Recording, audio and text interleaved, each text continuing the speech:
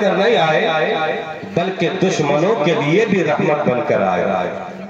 اللہ کا محبوب ہندوستان والوں کے لیے بھی رحمت ہے تو پاکستان والوں کے لیے بھی رحمت ہے. اللہ کا محبوب پاکستان والوں کے لیے رحمت ہے تو امریکہ والوں کے لیے بھی رحمت ہے. اللہ کا محبوب امریکہ والوں کے لیے رحمت ہے تو ایران والوں کے لیے بھی رحمت ہے, عرب والوں کے لیے بھی رحمت ہے, مصر والوں کے لیے بھی رحمت ہے, تمام کائنات کے لیے رحمت بن کر کے آئے ہیں. اللہ کا محبوب سارے عالمین کے لیے رحمت بن کر کے آئے ہیں. وَمَا أَرْسَلْنَاكَ إِلَّا رَحْمَةً لِلْعَالَمِينَ. ہم اور آپ اپنی قسمت پر ناز کریں کہ اللہ تبارک و تعالیٰ نے ہم جیسے گناہگاروں کو یہ شرف بخشا ہے کہ اپنے پیارے محبوب کو ہم میں ملبس فرمایا, ہم میں مبعوث فرما کر ہمارے قسمت پر ہمیں ناز کرنا چاہیے کہ اللہ تبارک و تعالیٰ نے اپنے محبوب کو ہم میں پیدا فرمایا ہے. اے میرے قوم کے مسلمانوں, ورنہ سرکار مدینہ تو جیسے اپنوں کے لیے رحمت ہے ویسے ہی غیروں کے لیے بھی رحمت ہے, جیسے دوستوں کے لیے رحمت ہے ویسے دشمنوں کے لیے رحمت ہے. میرا نبی اپنوں کے لیے بھی رحمت, غیروں کے لیے بھی رحمت, ان کے لیے بھی رحمت, ان کے لیے بھی رحمت, سب کے لیے رحمت ہے. وہ ہر عالم کی رحمت ہے. کسی عالم میں رہ جاتے یہ ان کی مہربانی ہے کہ یہ عالم پسند آیا. یہ ان کی مہربانی ہے کہ یہ عالم پسند آیا. میرے پیارے دوستو, ایک بات قابل غور ہے. اللہ تبارک و تعالیٰ قرآن مجید فرقان حمید میں ارشاد فرماتا ہے وَمَا أَرْسَلْنَاكَ إِلَّا رَحْمَةً لِلْعَالَمِينَ. اے محبوب, ہم نے آپ کو سارے عالمین کے لیے رحمت بنا کر بھیجا ہے. ہمارے نبی آئے نہیں, بھیجے گئے. اللہ نے بھیجا ہے. ایک ہوتا ہے آنا اور ایک ہوتا ہے بھیجنا. یہ بھیجنا کیا چیز ہے پہلے یہ آپ سمجھ لیں. اللہ نے بھیجا, یہ بھیجا کسی کے دماغ کا بھیجا نہیں, کسی کے ماتھے کا بھیجا نہیں. یہ بھیجا کیا چیز ہے پہلے اس کو سمجھ لیجیے. کسی چیز کو بھیجنے کے لیے تین باتوں کا ہونا شرط ہے, تین چیزوں کا ہونا شرط ہے. کسی چیز کو بھیجنے کے لیے سب سے پہلے نمبر 1 پہ بھیجنے والا ہونا چاہیے, اور پھر نمبر 2 پر آنے والا ہونا چاہیے, اور نمبر 3 پر پانے والا ہونا چاہیے. اگر بھیجنے والا نہ ہوگا تو بھیجے گا کون؟ اگر آنے والا نہ ہوگا تو آئے گا کیا؟ اور اگر پانے والا نہ ہوگا تو جائے گا کن کے پاس؟ آئے گا کن کے پاس؟ تو کسی چیز کو بھیجنے کے لیے تین باتوں کا ہونا شرط ہے. ایک بھیجنے والا ہونا چاہیے, دوسرا آنے والا ہونا چاہیے, تیسرا پانے والا ہونا چاہیے. اس کو اور آسان کر دوں, اگر کسی کا باپ ممبئی میں کام کرتا ہے اور ان کا بیٹا اپنے گھر میں یعنی حاجی بستی سنگیا میں رہتا ہے, حضرات محترم اب اس کا باپ ممبئی سے کوئی لیٹر لکھتا ہے حاجی بستی میں رہنے والے اپنے بیٹے کو, تو میرے پیارے دوستو بھیجنے والا ان کا باپ ہے. اب وہ بھیجنے والا کیا بھیج رہا ہے؟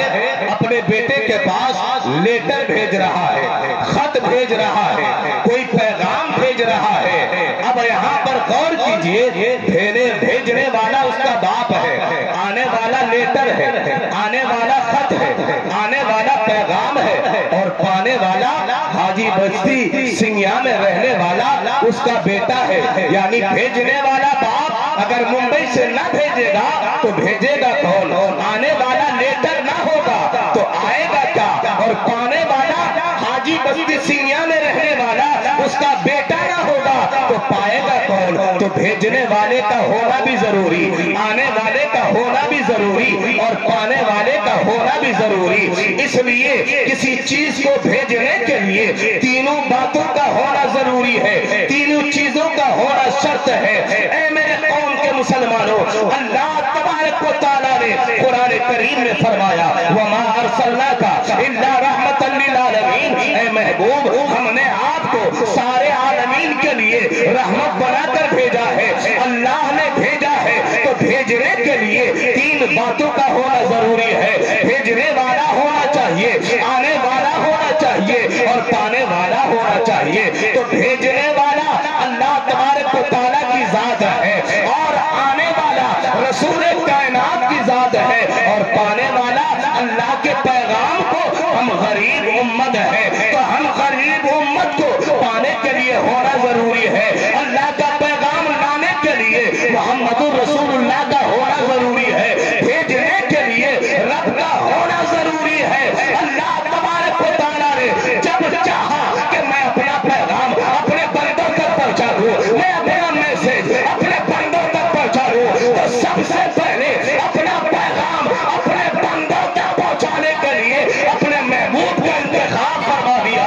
अल्लाह तबारक व तआला ने अपने बंदे और अपने महबूब को दुनिया में भेज दिया और अपने महबूब के जरिए अपना पैगाम अपने बंदों तक पहुंचा दिया। सुभान अल्लाह, सुभान अल्लाह।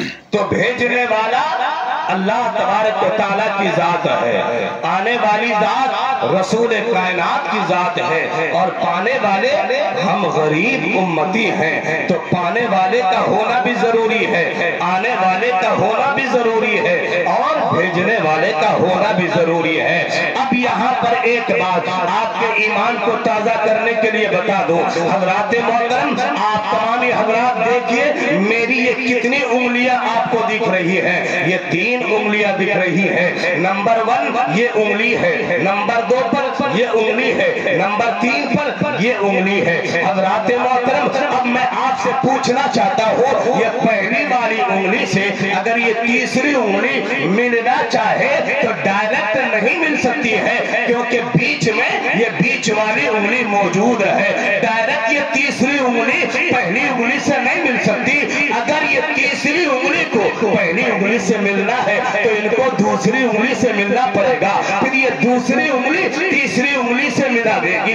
लेकिन ये बीच वाली उंगली का जो कमाल है, ये बीच वाली उंगली की का जो कमाल है, इसकी जो शान है, इसका जो मकाम है, इसका जो मर्तबा है, इनकी शान ये है कि ये बीच वाली उंगली न पहली वाली उंगली की तरह है, ये बीच वाली उंगली न तीसरी उंगली की तरह है। ये बीच वाली उंगली ये अपने अंदर अलग मकाम रखती है, अपनी शान अलग रखती है। क्यों? क्योंकि ये तीसरी उंगली अगर पहली उंगली से मिलना चाहे तो डायरेक्ट नहीं मिल सकती, इसको पहली से मिलने के लिए दूसरी से मिलना जरूरी है। लेकिन ये दूसरी उंगली अगर चाहे तो ये पहली उंगली से आसानी से मिल सकती है, ये तीसरी उंगली तीसरी उंगली से आसानी से मिल सकती है। जब चाहे तब मिल सकती है, फटाफट मिल सकती है, झटाझट मिल सकती है, जब चाहे तब मिल सकती है। लेकिन तीसरी उंगली को पहली उंगली से मिलना है तो इनको दूसरी का सहारा जरूरी है। ये दूसरी से मिलेगी तो ये दूसरी वाली उंगली तीसरी से मिला देगी। तो ऐसे ही समझ लो अल्लाह तबारक व तआला भेजने वाली जात है, आने वाली जो बीच की कड़ी है वो रसूल कायनात की जात है, आने वाली जात रसूल अहमद मुख्तार की जात है और पाने वाले हम गरीब उम्मती है। ऐ मेरे कौम के मुसलमानों, अब मैं आपसे कहना चाहता हूँ ये मेरे आका सरकार मदीना अहमद मुख्तार मोहम्मद मुस्तफा सल्लल्लाहु अलैहि वसल्लम की जात जो है ये एक मुनफरिद जात है, ये अलग जात है। इनकी शान और है, इनका मकाम ये है, इनका मर्तबा ये है कि रसूल कायनात अपने रब से जब चाहे तब मिल सकते हैं, कोई रुकावट नहीं है। झटाझट मिल सकते हैं, फटाफट मिल सकते हैं, फटाफट मिल सकते हैं। लेकिन ये गरीब उम्मती या अल्लाह के बंदे अगर अपने रब से मिलना चाहे तो डायरेक्ट नहीं मिल सकते। अगर ये अपने रब से मिलना चाहती है ये कौम तो इसको रसूल कायनात की बारगाह में आना होगा। अगर ये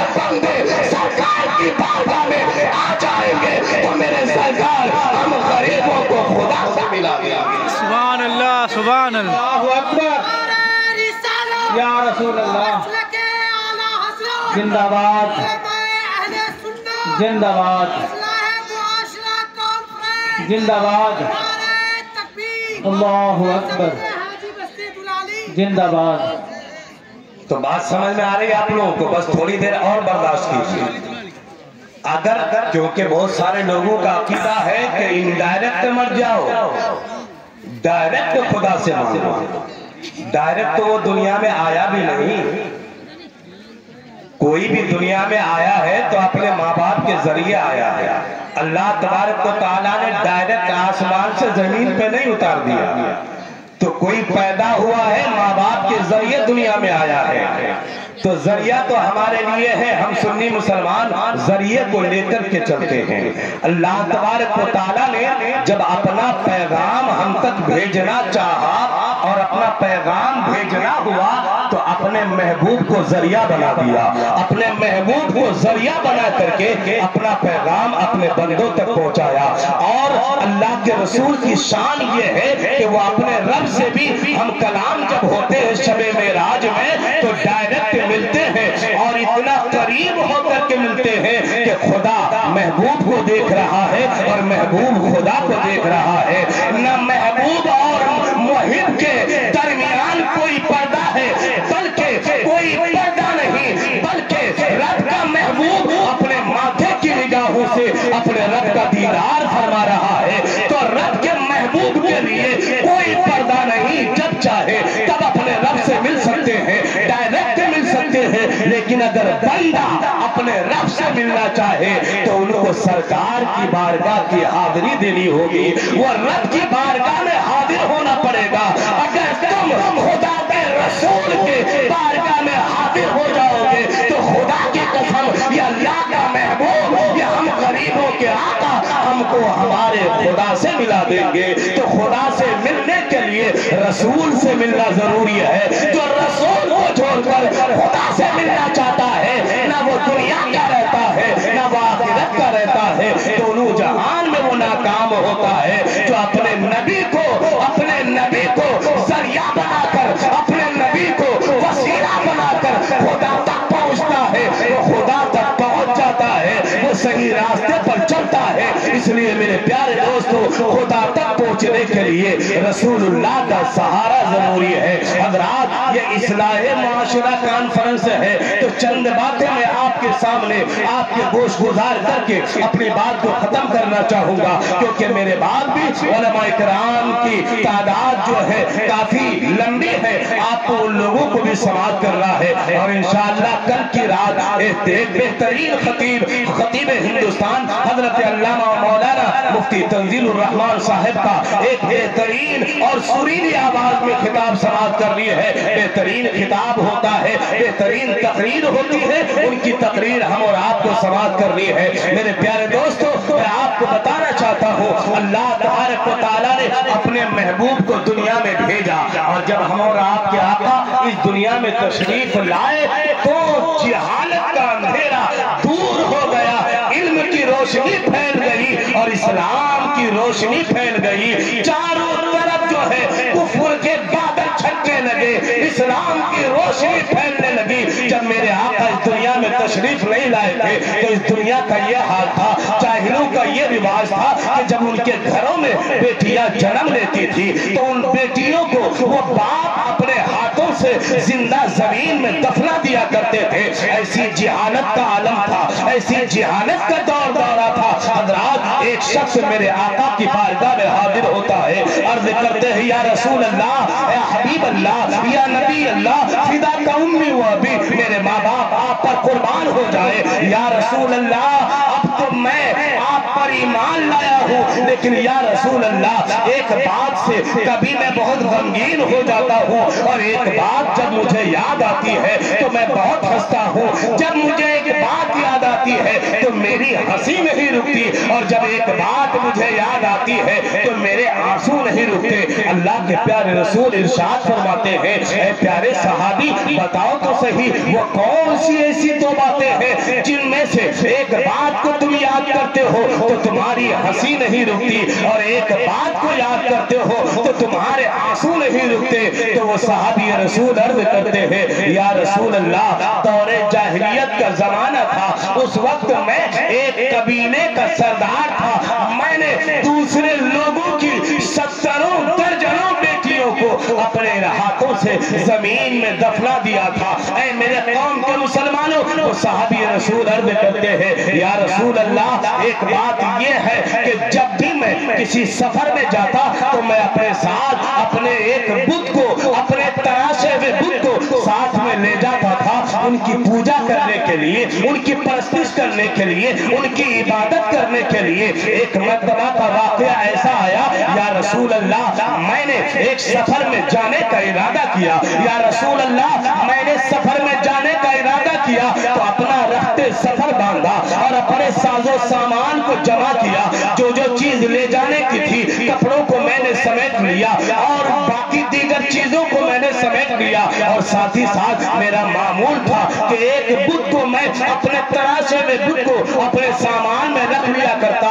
اور جہاں جہاں جاتا اس کو میں نکالتا، سامنے رکھتا، اس کی پوجا کر لیا کرتا، ان کی پرستش و عبادت کر لیا کرتا۔ یا رسول اللہ، اتفاق ایسا ہوا کہ سامان میرے پاس زیادہ ہو گیا، اور جب سامان زیادہ ہو گیا تو دل میں خیال آیا کہ پتھر کے بت کو جو بہت ہی وزنی تھا، اس کو اگر سامان میں رکھ لیتا تو سامان میں وزن اور زیادہ بڑھ جاتا۔ تو میرے دل میں خیال آیا کہ پتھر کے بت کو نہ رکھ کر کے میں نے آٹا گوندھا، آٹا گوندھنے کے بعد اس بت کو تیار کیا، اور اس کو تیار کرنے کے بعد اپنے سامان میں رکھ لیا۔ حضرات محترم، وہ صحابی رسول عرض کرتے ہیں یا رسول اللہ، میں نے اپنے ساز و سامان کو لیا اور میں نے اپنی بیوی سے کہہ دیا کہ اے میری بیوی، جب تک میں واپس آؤں تجھے تو میں حاملہ چھوڑ کر جا رہا ہوں، میرے جانے کے بعد جب کوئی اولاد اس دنیا میں جنم لے، جب تمہاری کوکھ سے بچہ پیدا ہو تو اس بات کا خیال رکھنا،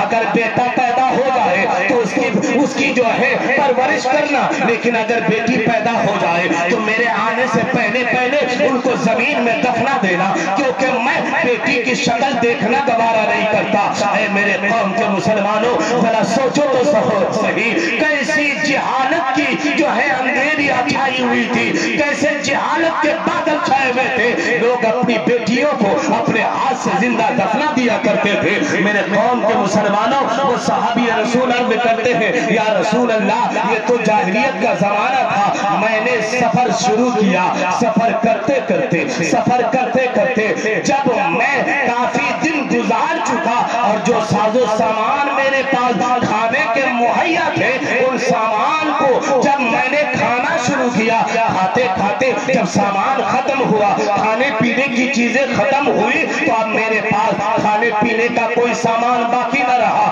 کھانے پینے کی کوئی چیز باقی نہ رہی، لہذا اب مجھے بھوک ستانے لگی، بھوک سے پریشان ہونے لگا، بھوک سے میں نڈھال ہونے لگا۔ یا رسول اللہ، جب بھوک نے مجھے بہت ستایا اور بھوک کی شدت برداشت نہ ہو سکی، تو یا رسول اللہ، میں نے جو آٹا گوندھ کر کے بت بنایا تھا، اس کی پوجا کرنے کے لیے، اس کی پرستش کرنے کے لیے، اس کی عبادت کرنے کے لیے، ان کے سامنے اپنے سر کو جھکانے کے لیے، یا رسول اللہ، میں نے سوچا کہ کیوں نہ اب میں اپنے بھوک کو مٹانے کے لیے اپنے بنائے ہوئے معبود کو ہی کھا لوں، کیوں نہ میں اس کو ہی اپنا نوالا بنا لوں۔ لہذا انہوں نے اپنے بیگ میں سے اس آٹے سے گندے ہوئے بت کو نکالا، اس کو نکالنے کے بعد اس کو سکھایا، سکھانے کے بعد اس کو کھا لیا، اور کھانے کے بعد وہ اب رسول کائنات کی بارگاہ میں عرض کرتے ہیں یا رسول اللہ، میں وہاں سوچنے لگا،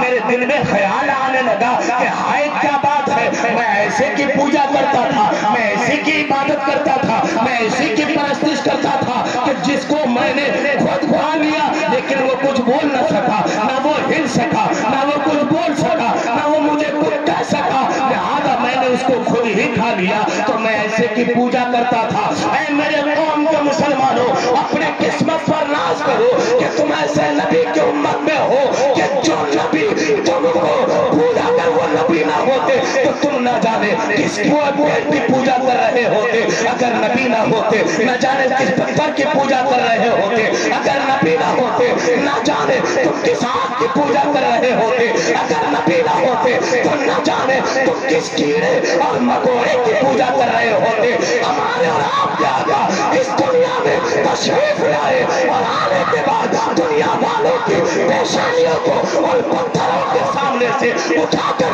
एक खुदाए वाहदहू ला शरीक के सामने झुकने पर मजबूर। नारे तकबीर, नारे रिसालत, सरकार की आमद, दिलदार की आमद, आमदे मुस्तफा।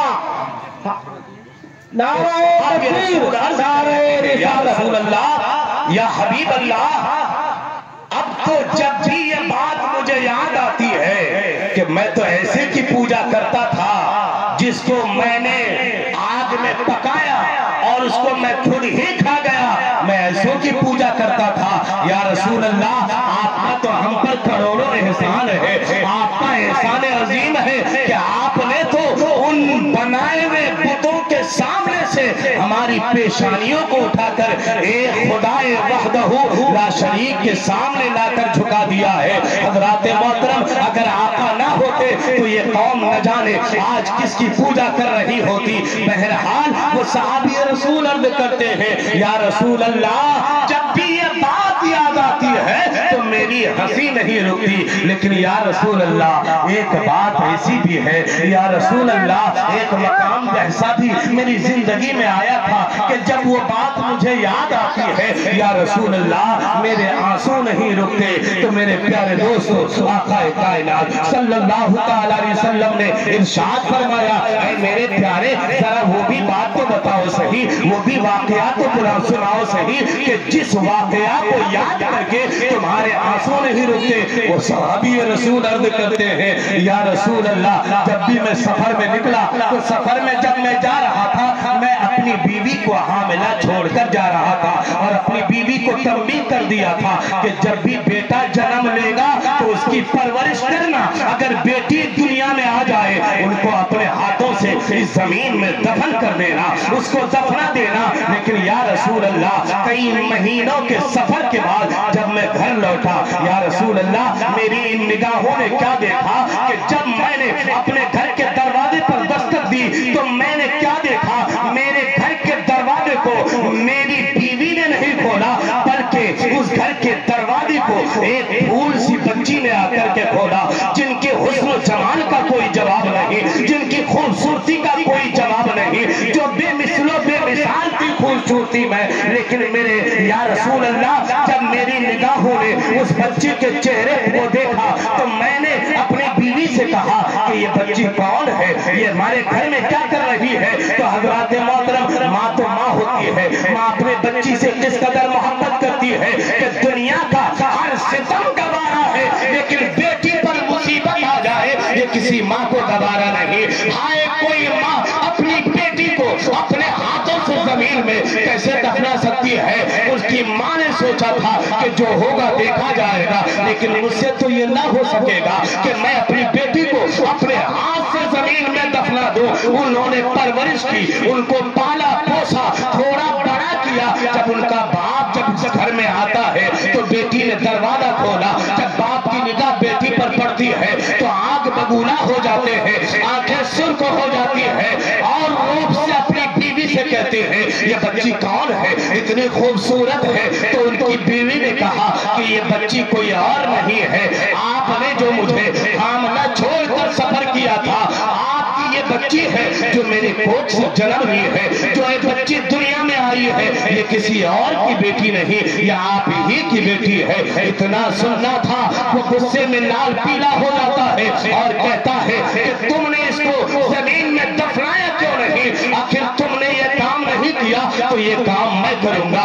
खुदा की कसम, जमीन लरजने लगी, आसमान थरथराने लगा। एक बाप अपनी बच्ची को अपने हाथों से दफनाने के लिए लेकर जाने लगा। ऐ मेरे कौम के मुसलमानों, अगर बेटी का बाप हो तो अपने दिल पर हाथ रख करके जरा सोचो कि उस वक्त एक माँ के दिल पे क्या गुजर रही होगी जब एक बाप अपने बेटी को उनके माँ के हाथ से छुड़ाकर अपने हाथों से ایک زمین میں دفنانے کے لیے لے جا رہا ہوگا۔ اے میرے قوم کے مسلمانوں، وہ انسان جو ہے اپنی بیٹی کے ہاتھ کو پکڑتا ہے اور گھسیٹتا ہوا اپنے گھر سے باہر نکالتا ہے اور ایک ریگستان علاقے میں لے جاتا ہے، اپنے ہاتھوں سے زمین کو کھودتا ہے تو بیٹی کہتی ہے اے ابا جان میں نے آخر کیا قصور کیا ہے، میں نے آپ کا کیا بگاڑا ہے؟ اے ابا جان میں آپ سے کوئی چیز نہ مانگوں گی، اے ابا جان میں آپ سے کوئی کھانے کی چیز نہ مانگوں گی، پہننے کے کپڑے نہ مانگوں گی، اے ابا جان آپ سے کوئی سوال نہیں کروں گی، آپ یہ گڈھا کیوں کھود رہے ہیں؟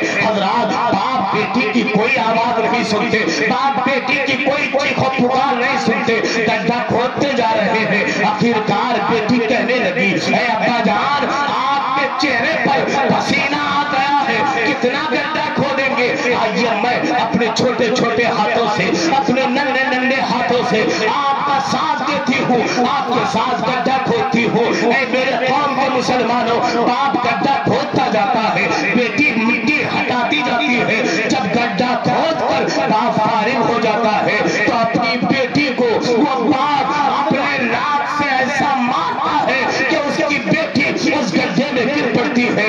بیٹی چیختی چلاتی ہوئی اپنے باپ سے عرض کرتی ہے اے ابا جان میں نے اپنا کیا بگاڑا ہے، میں نے آپ کا کیا بگاڑا ہے؟ آپ سے تو آج تک کچھ مانگا نہیں، آپ سے تو کھانے کے لیے سودا نہیں مانگا، آپ سے پہننے کے لیے کپڑا نہیں مانگا، پھر آپ کو مجھ سے اتنی نفرت کیوں ہو گئی ہے؟ یا رسول اللہ یہ کیسا منظر ہے کہ ایک باپ اپنی بچی کو اپنے ہاتھ سے دفنانے جا رہا ہے۔ بیٹی کہتی ہے ابا جان آخر میں آپ کی بیٹی ہوں، آپ کی نور نظر ہوں، آپ کے لخت جگر ہوں، ابا جان اپنے ہاتھوں سے کیوں مجھے دفنانے جا رہے ہیں؟ لیکن باپ ایک بھی نہیں سنتا اور اپنی بیٹی کو گڈھے میں ڈالنے کے بعد مٹی ڈالنا شروع کر دیتا ہے۔ جب مٹی ڈالنا شروع کرتا ہے، مٹی ڈالتے ڈالتے جب بچے کے گردن پر مٹی ڈال چکے ہوتے ہیں تو بیٹی ترستی ہوئی نگاہ سے اپنے باپ کی طرف دیکھتی ہے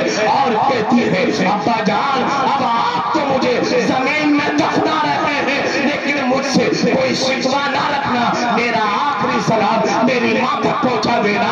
باپ نے بیٹی کی کچھ نہ سنے، اپنے ہاتھوں سے اپنی بیٹی کو زمین میں زندہ دفن کر دیا اور دفن کرنے کے بعد وہ باپ گھر واپس آتا ہے۔ حضرات محترم وہ صحابی رسول عرض کرتے ہیں یا رسول اللہ جب میں نے اپنی بیٹی کو اپنے ہاتھوں سے زمین میں دفنایا تھا، جب بھی یہ واقعہ مجھے یاد آتا ہے میرے آنسو نہیں رکتے، میرے آنسو نہیں رکتے۔ حضرات محترم اتنا سننا تھا آقا کائنات فخر موجودات دونوں عالم کے مالک و مختار نور مجسم رحمت عالم کے آنکھوں سے اشکوں کی لڑی لگ گئی، اتنا روتے ہیں اتنا روتے ہیں، داڑھی مبارک تر ہو جاتی ہے، یہاں تک کہ آپ کے سینے تک آپ کے آنسو بہنے لگتے ہیں۔ میرے آقا روتے روتے پھر ان سے ارشاد فرماتے ہیں کہ پیارے اس واقعہ کو ایک اور بار سنا دو۔ میرے آقا نے 3 بار اس واقعہ کو سنا اور سننے کے بعد دار و قطار رہے۔ میرے آقا صلی اللہ علیہ وسلم سے عرض کرنے لگے اے اللہ کے رسول آپ آ گئے، ورنہ اس دنیا کا اور کیا حال ہوتا کہ جب باپ اپنی بیٹی کو اپنے ہاتھوں سے زندہ زمین میں دفن کر دیا کرتے تھے۔ یا رسول اللہ آپ نے آ کر کے مجھے تو کلمہ پڑھا دیا ہے، مجھے تو اسلام میں داخل کر لیا ہے، لیکن مجھے خوف ہے کہ پتہ نہیں میری اس خطا پر میرا رب مجھے معاف کرے گا کہ نہیں، میری خطا معاف ہوگی کہ نہیں، میری بخشش ہوگی کہ نہیں، مرنے کے بعد جنت ملے گی کہ نہیں۔ اتنے میں جبریل امین آتے ہیں اور اللہ کے رسول کی بارگاہ میں آ کر عرض کرتے ہیں اے اللہ کے رسول اللہ تبارک و تعالیٰ فرماتا ہے کہ ان سے کہہ دو کہ جو گناہ تم نے دور جاہلیت میں کیا تھا اس کا کوئی مواخذہ نہیں، اس کا کوئی تجھے بدلہ نہیں دیا جائے گا۔ اب تو نے کلمہ پڑھ لیا ہے، اب تو نے اسلام میں داخلہ لے لیا ہے، اب تو مسلمان ہو گیا ہے، لہذا جو کام تو نے کیا تھا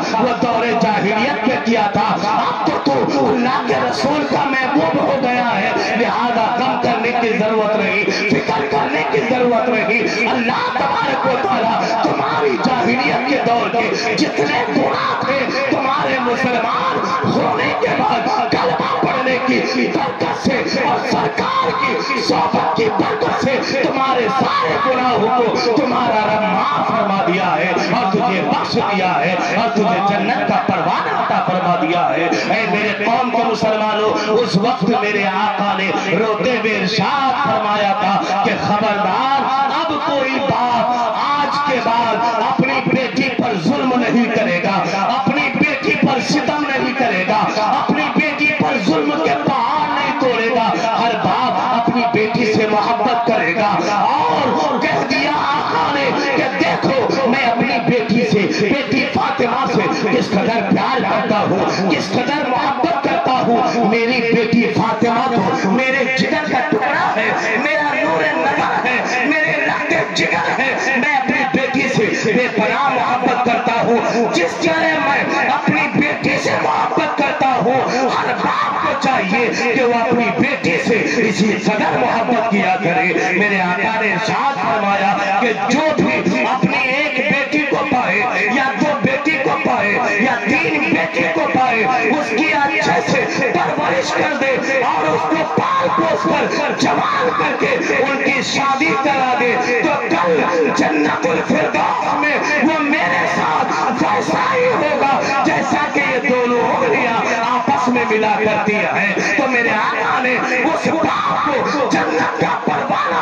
عطا فرما دیا ہے جو باپ اپنی بیٹی کی پرورش کر کے ان کی شادی کرا دیتا ہے۔ تو حضرات محترم، جو اپنی بیٹی کی پرورش کر کے اپنی بیٹی کی شادی کراتا ہے، تو حضرات اللہ کے رسول فرماتے ہیں کہ وہ باپ جنت میں میرے اتنا ہی قریب ہوں گے جیسا کہ میری دو انگلیاں آپس میں ایک دوسرے سے ملا کرتی ہیں۔ تو میرے پیارے دوستو، اس لیے آپ سے کہنا چاہتا ہوں کہ بیٹیاں نفرت کی چیز نہیں، بیٹیاں پیار کرنے کی چیز ہے، بیٹیاں محبت کرنے کی چیز ہے، بیٹیاں الفت کرنے کی چیز ہے، بیٹیوں سے محبت کرنے کی چیز ہے۔ میرے پیارے دوستو، بیٹیاں اللہ کی رحمت بن کر دنیا میں آتی ہے، اس لیے بیٹیوں سے محبت کیا کرو۔ جاتے جاتے بس دو باتیں کہہ کے جانا چاہتا ہوں۔ یہی بیٹی، جس بیٹی کو ایک باپ اس قدر پیار و محبت سے پالتا ہے، پیار و محبت سے پال پوس کر کے ان کو پڑھاتا ہے، لکھاتا ہے، جوان کرتا ہے اور اس کے بعد اس کی شادی کرا دیتا ہے۔ لیکن ہمارا ماحول کیا ہو گیا ہے، ہمارا معاشرہ کیا ہو گیا ہے، آج ہم ایک دوسرے کے اوپر کتنا ظلم و ستم کے پہاڑ توڑ رہے ہیں۔ اس بات کو بیان کرنا جو ہے میرے لیے جو ہے بہت ہی بڑی بات ہے کہ میرے پیارے دوستو، ایک لڑکا نوجوان جب شادی کے لیے جاتا ہے تو اپنے سسر کو، اپنی ساس کو دہیج کے لیے پریشان کرتا ہے۔ آپ سے کہنا چاہتا ہوں کہ میں نے ایک شخص کو دیکھا کہ انہوں نے ایک بکری کے بچے کو اپنے گھر میں لایا، اس کی پرورش کرنا شروع کیا، پال پوس کر کے اس کو جب بڑا کیا، جب قربانی کا وقت آیا ہے، بقرعید کا وقت قریب آیا ہے، جب اس کو قربانی دینا چاہا تو حضرات محترم، جب قربانی کا وقت قریب آیا، امام صاحب اس بکرے کو ذبح کرنے کے لیے جب چھری اٹھائی تو گھر سے باپ بھی نکل جاتا ہے، ماں بھی نکل جاتی ہے، بچے بھی دور ہو جاتے ہیں۔ امام صاحب نے پوچھا کہ کیا بات ہے، تم نے تو اس بکری کے بچے کو پال پوس کر بڑا کیا، آج تو رب کی بارگاہ میں اس کو قربانی دینے جا رہا ہے، تجھ کو تو یہی موجود ہونا چاہیے، لیکن تو چھپ کیوں جا رہا ہے؟ تو باپ کہتا ہے، ماں کہتی ہے، بچے کہتے ہیں، گھر والے کہتے ہیں کہ اے امام صاحب قبلہ، میں نے اس بکری کے بچے کو جب چھوٹا سا بچہ تھا اپنے گھر میں لایا تھا اور اس کو پرورش کی اور پال پوس کر کے بڑا کیا، لیکن جب اپنے آنکھوں کے سامنے اس کو ذبح ہوتے ہوئے دیکھنا گوارا نہیں ہو رہا ہے، میں اس کو اپنے ماتھے کی نگاہوں سے دیکھ نہیں سکتا، تو جب ایک آدمی ایک بکری کے بچے کو پال کر بڑا کرے اور اس کو قربانی دے تو وہ اپنے ماتھے کی نگاہوں سے اس کو دیکھنا برداشت نہ کرے، تو ایک باپ جب اپنی بچی کو جب بچی کو جب پالتا ہے، پوستا ہے، پڑھاتا لکھاتا ہے، اس کو جوان کرتا ہے، اس کے بعد اس کو کسی اور کے حوالے کر دیتا ہے، تو اس باپ کے دل سے पूछो कि जो बेटी का बाप है उनके दिल से क्या गुजर रही होगी, उनके दिल पर कितने पहाड़ टूट रहे होंगे कि जिस बेटी को बड़े नाज से पाला था, जिस बेटी को बड़े अरमान से पाला था, जिस बेटी को बड़ी मोहब्बत से पाला था, आज वो बेटी घर छोड़कर किसी और घर को बसाने जा रही है, किसी और के साथ जिंदगी बिताने जा रही है। लेकिन मेरे कौम के मुसलमानों, हमारे नौजवानों का हाल ये है कि जब शादी का मामला आता है तो शादी में दहेज के लिए गुस्सा करता है, दहेज के लिए नाराज होता है। कभी सास से झगड़ा, कभी ससुर से झगड़ा, कभी साले से झगड़ा, कभी साली से झगड़ा। मुझको मोटरसाइकिल नहीं दिया गया, मुझको हाथी घोड़ा नहीं दिया गया, मुझको पलंग और कुर्सी नहीं दी गई। ऐ मेरे कौम के मुसलमानों, तुम एक मोटरसाइकिल के लिए अपना जमीन बेच दे रहे हो, लेकिन वो बाप जो अपनी बेटी को इतनी मशक्कत के साथ जवान करके तुझे सौंप रहा है, ये तुझे नहीं दिख रहा है। जब तू किसी बेटी का बाप बनेगा तुझे एहसास होगा कि बेटी का बाप बनना कितना मुश्किल काम है। आज नौजवानों ने बाप की जिंदगी को हराम कर रखा है। ऐ मेरे कौम के मुसलमानों, एक तो वो चोर होता है, एक तो वो डकैत होता है जो किसी के घर में डायरेक्ट डकैती डालता है या डायरेक्ट जो है चोरी करता है, और वो चोरी घर का सामान चोरी करके ले जाता है। लेकिन जब कोई एक भिखारी की तरह अपने ससुर से दहेज मांगता है, जब कोई अपाची कारी मांगता है, जब कोई बुलेट मांगता है, जब कोई दहेज मांगता है, तो याद रखना ये कोई आम चोर की तरह नहीं, ये कोई आम डकैत की तरह नहीं, बल्कि ये तो इंटरनेशनल डकैत और चोर है।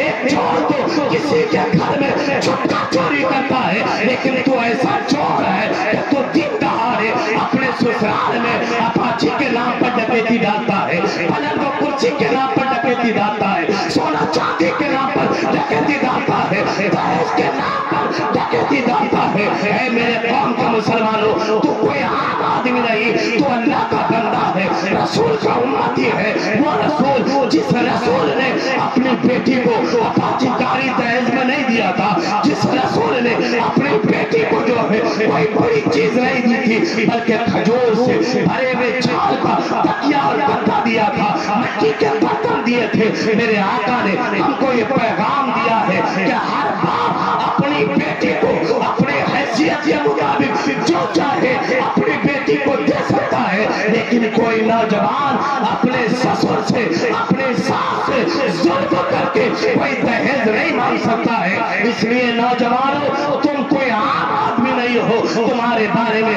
रब इरशाद फरमाता है, कुंतुम खैरा उम्मतिन उखरिजत लिन्नास तामुरूना बिल मारूफ व तनहौना अनिल मुनकर। तुम आम आदमी नहीं, बल्कि तुम बेहतरीन उम्मत हो। जब तुम बेहतरीन उम्मत हो तो तुम्हारा अमल भी बेहतर होना चाहिए। इसलिए मेरे कौम के मुसलमानों, इस इस्लाहे मुआशरा कॉन्फ्रेंस से ये पैगाम लेकर के जाओ कि जब भी आप किसी के यहाँ शादी का पैगाम लेकर के जाओ तो ये नियत और इरादा करके मत जाना कि मैं अपने ससुर से, अपनी सास से कोई गाड़ी दहेज में मांगूंगा या सोना चांदी मांगूंगा या हीरे जवाहरात मांगूंगा। बल्कि जो बाप अपनी तबीयत के मुताबिक अपनी बेटी को जो दे दे वो अपनी बेटी को दे।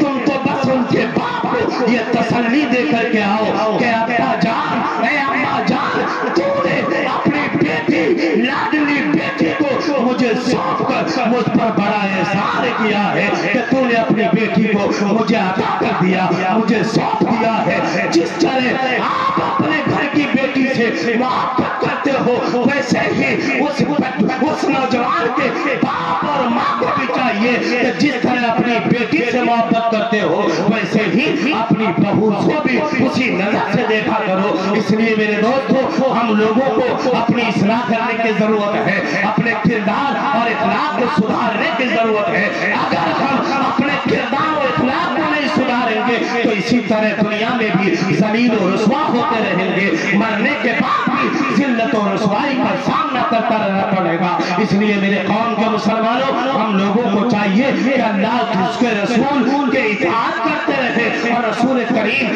सल्लल्लाहु अलैहि वसल्लम की सुन्नतों के मुताबिक अपनी जिंदगी गुजारते रहे और शरीयत के हक़ के मुआफिक अपनी जिंदगी को गुजारने की कोशिश करें, नमाजों की पाबंदी करें, رمضان کے روزے کی پابندی کریں، تراویحوں کی پابندی کریں اور آپ قرآن کی تلاوت کریں۔ اپنے بچوں کو سب سے مین پیغام یہ ہے کہ اپنے بچوں کو دین کی تعلیم دیں، اور اپنے بچوں کو جب آپ دین کی تعلیم دیں گے تو آپ کا بچہ دین کی تعلیم پا کر کے صحیح راستے میں اپنی زندگی گزارے گا اور دونوں جہان میں وہ کامیابی حاصل کرے گا۔ اس لیے میرے قوم کے مسلمانوں، ہم لوگ اس بات کو اپنے دل میں نوٹ کر کے لے جائیں کہ ہم کو علماء کرام کے پیغامات کو سننا ہے، اور اس پر صرف سن کر ایک کان سے سن کر دوسرے کان سے نہیں نکالنا ہے، بلکہ اس پر عمل بھی کرنا ہے۔ اللہ تبارک و تعالیٰ سے دعا ہے کہ پروردگار ہم سب کو کہنے سننے سے زیادہ اس پر عمل کرنے کی توفیق عطا فرمائے۔ ہمارے بولنے میں، آپ کے سننے میں کوئی لغزش اور خطا سرزد ہو گئی ہو تو رب کی بارگاہ میں دل سے توبہ اور استغفار کرتے ہیں۔ استغفر اللہ ربی من کل ذنب واتوب الیہ، وآخر دعوانا ان الحمدللہ رب العالمین۔ السلام علیکم ورحمۃ اللہ تعالی وبرکاتہ۔